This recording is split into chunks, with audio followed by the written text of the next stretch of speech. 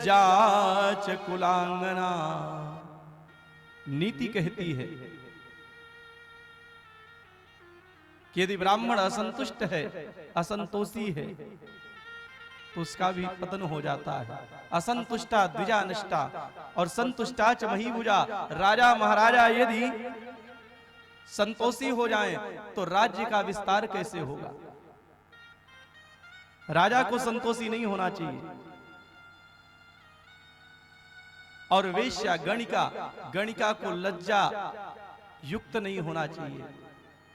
और उच्च घराने की बहु बेटियां निर्लज्ज नहीं होना चाहिए, ऐसा नीति कहती है। और पत्नी के लिए दरिद्र शब्द प्रयोग किया गया भागवत में कि दरिद्रः यस्त्व संतुष्टः। सुदामा संतोषी है, लेकिन पत्नी दरिद्रा कहा गया। सुदामा की पत्नी कैसी है कि पतिव्रता पतिम प्राह म्लायता वदनेन सा। दरिद्राशीद मानसा वेपमाना विगम्य च। अब लोग कहते हैं जब पतिदेव दरिद्र नहीं तो पत्नी दरिद्र कैसे।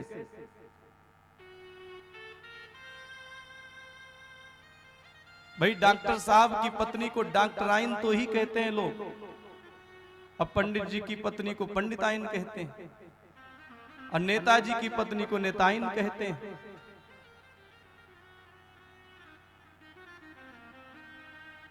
मास्टर की पत्नी को मास्टराइन कहते हैं। तो फिर इनको असंतुष्ट क्यों कहा। इनको भी तो पंडितानी करके कह के काम चला लेना चाहिए।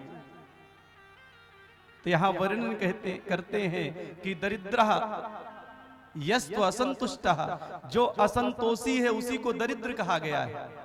तो पत्नी असंतोषी क्यों है। पत्नी के मन में यह भाव जगता है कि पड़ोस की बहनें सुंदर वस्त्र धारण करती हैं, मेरे शरीर में 8 जगह से फटे हुए वस्त्र रहते हैं। पड़ोस की पड़ोसने सुंदर आभूषण धारण करती हैं और मेरे पास पहनने को सोना चांदी नहीं है। इसलिए पत्नी को दरिद्र कहा गया। सुदामा के यहां ऐसी ऐसी स्थिति हो जाती है कभी कभी। पूजन पाठ हो गया, चल गया तो भोजन मिल गया। यदि पूजन पाठ नहीं हुआ, नहीं व्यवस्था हुई, तो घर में 3-3 दिन तक चूल्हा नहीं जलता। घर भी ऐसा बना है कि जेठ के महीने की संपूर्ण धूप घर में आती है। 3 महीने 4 महीने जो बारिश होती है, वर्षा ऋतु में बारिश का संपूर्ण पानी घर में आता है। सुदामा का शरीर दुबला पतला है, नस नस दिखाई देती है। बच्चे हैं, भूख लगती है बच्चों को तो बच्चे कहते हैं मां भूख लगी है, मां भूख लगी है। मां कह देती बेटा चावल चढ़ा दिया है मैंने, पक ही रहा होगा। सारा दिन तो जैसे तैसे खेल कूद करके बच्चे बिता देते। शाम को आते और कहते मां भूख लगी है, खाने को दो।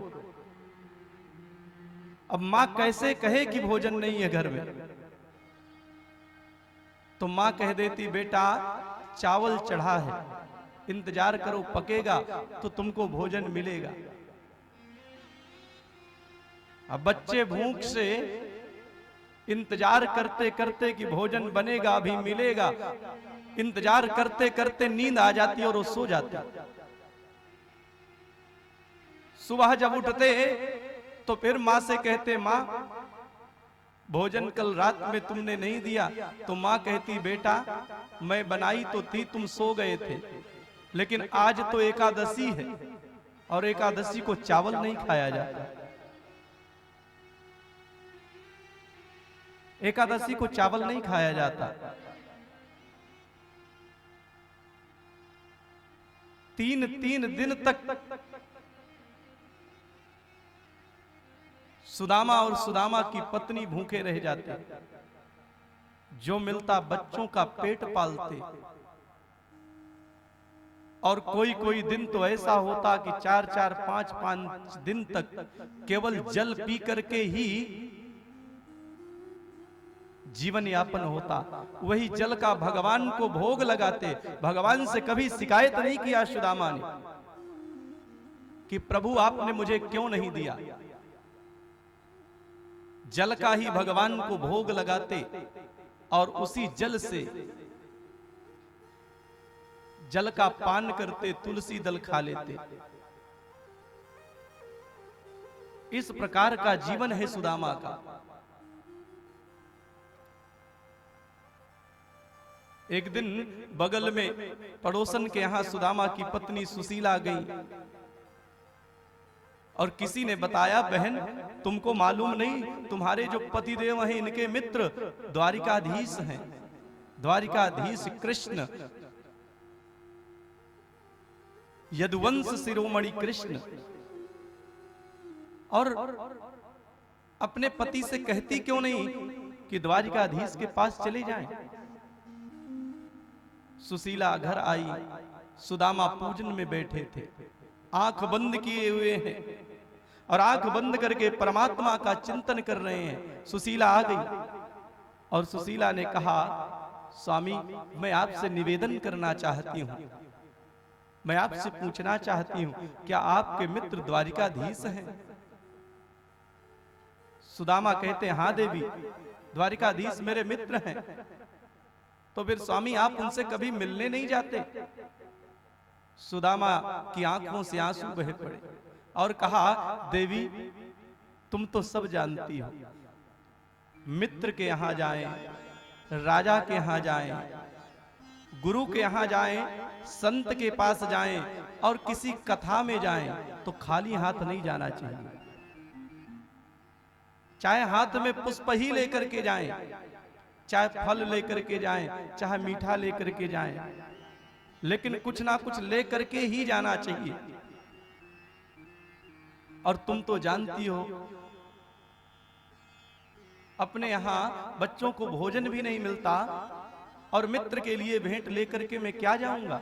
बचपन का मित्र है, इसलिए आंख बंद कर लेता हूं और मानसिक मित्र से मिल करके तो मैं रोज आता हूं। सुदामा ने मन ही मन सोचा कि ऐसे जाने वाले नहीं है। यदि मैंने कह दिया कि जाओ जाकर के उनसे कुछ मांग लो, तो ये मांगेंगे भी नहीं, उल्टा जाएंगे भी नहीं, उल्टा जाएंगे भी नहीं। तो पत्नी ने कहा, स्वामी आप उसका टेंशन ना लीजिए,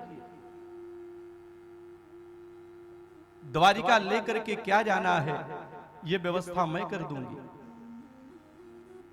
और सुशीला पड़ोस में 4 घरों में गई और 4 घरों में जाकर के एक एक मुट्ठी चावल लिया। क्यों एक एक मुट्ठी चावल लिया? कि 4 घर के चावल होंगे तो 4 रंग के होंगे, और 4 रंग के होंगे तो गोविंद देखेंगे, उनको बताने की जरूरत नहीं है, मेरे पति सकोची हैं, ये कुछ कहेंगे नहीं। और गोविंद को समझना भी तो पड़ेगा, समझाना भी पड़ेगा। 4 घरों से 4 मुट्ठी चावल और ऐसे कपड़े में बांधा जो 5 जगह से फटा था, उसको सिल करके बाहर से अच्छा कपड़ा लगा दिया, अंदर से फटा हुआ कपड़ा लगा दिया। और सुदामा से कहा, स्वामी आप जाइए, मित्र के दर्शन करके आइए, और मित्र के दर्शन करने से मुझको भी पुण्य लाभ होगा, क्योंकि पति जो करता है पत्नी को आधा मिल जाता है, 50%। कोई भी धर्म कार्य करे और पत्नी जो भी धर्म कार्य करती है, यदि वो चाहेगी तभी पति के खाता में जाएगा। अकाउंट सुरक्षित है पत्नी का, पत्नी जब चाहेगी तभी खाता में जाएगा।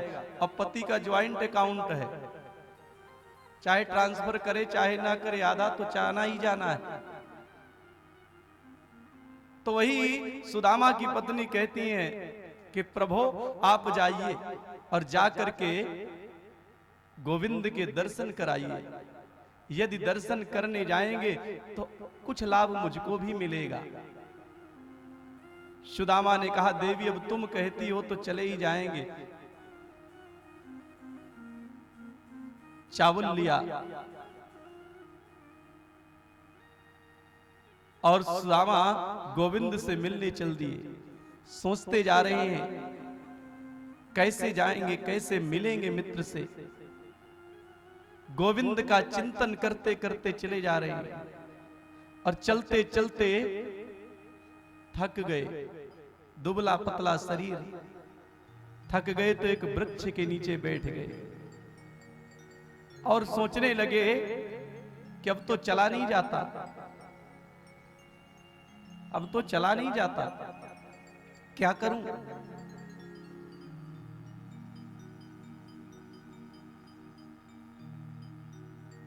कि भूख लगती है, प्यास लगती है, जिंदगी अब उदास लगती है। कैसे आऊं मैं द्वारिका तेरी, आस भी अब निराश लगती है। सुदामा सोचते हैं कैसे मैं जाऊंगा, फिर सोचते हैं कि प्रभु की 1000 की इच्छा हो तो मुझे यहां से ले जाएं। अब सामर्थ्य नहीं है और उसी वृक्ष के नीचे बैठ गए, भगवान का चिंतन करने लगे कि मेरे प्राणेश मनमोहन तुम्हें ढूंढूं कहां जाकर, तुम्हें ढूंढूं कहां जाकर। प्राणेश मनमोहन तुम्हें ढूंढूं कहां जाकर, तुम्हें ढूंढूं कहां जाकर। प्राणेश मनमोहन तुम्हें ढूंढूं कहां जाकर, तुम्हें ढूंढूं कहां जाकर।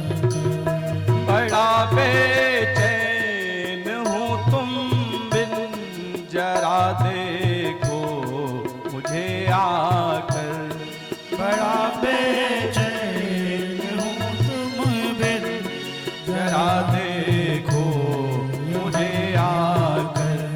मेरे प्राणेश मनमोहन तुम्हें ढूंढूं कहां जाकर, तुम्हें ढूंढूं कहां जाकर। प्राणेश मनमोहन तुझे ढूंढूं कहां जाकर, तुझे ढूंढूं कहां जाकर।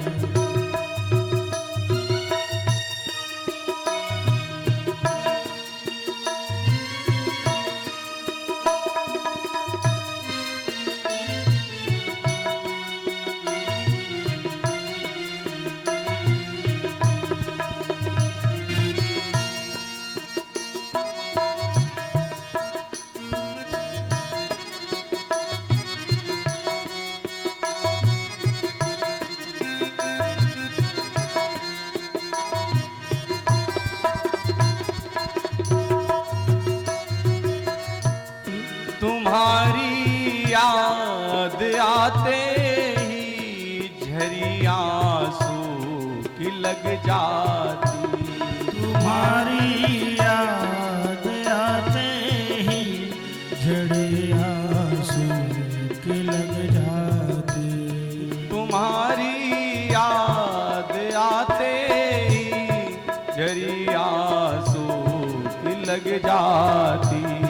तुम्हारी याद आते ही झड़ी आंसू की लग जाती। तो फिर दिल में आता कि मर जाऊं जहर खाकर।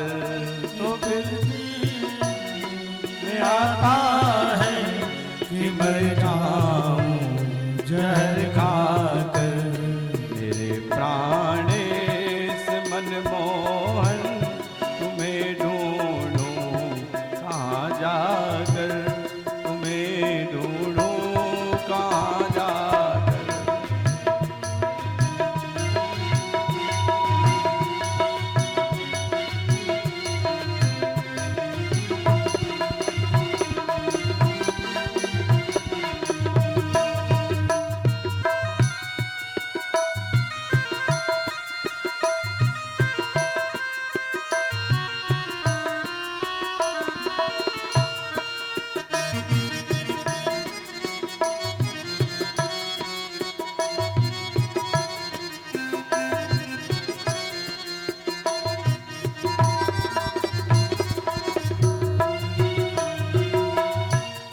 छिपे हो तुम कहाँ जाकर, नाते हो बुलाने से। छिपे हो तुम कहाँ जाकर, नाते हो बुलाने पर। छिपे हो तुम कहाँ जाकर, नाते हो बुलाने से। हो तुम कहाँ जाकर, नाते हो बुलाने पर। मजा क्या तुमको आता है मुझे इस तो तड़पा कर।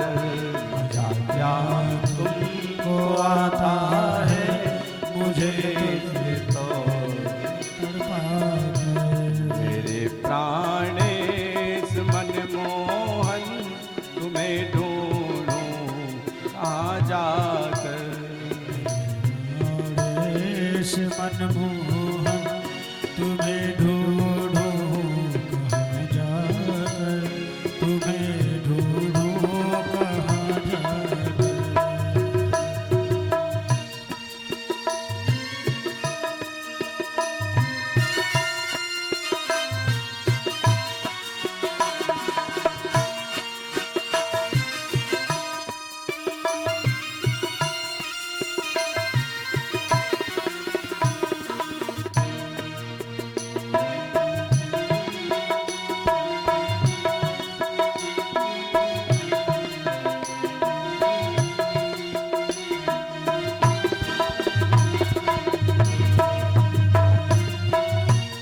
न भूलूंगा कभी उपकार अपने उस हितैषी का।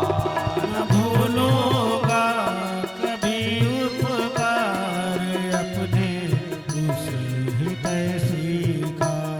न भूलूंगा कभी उपकार अपने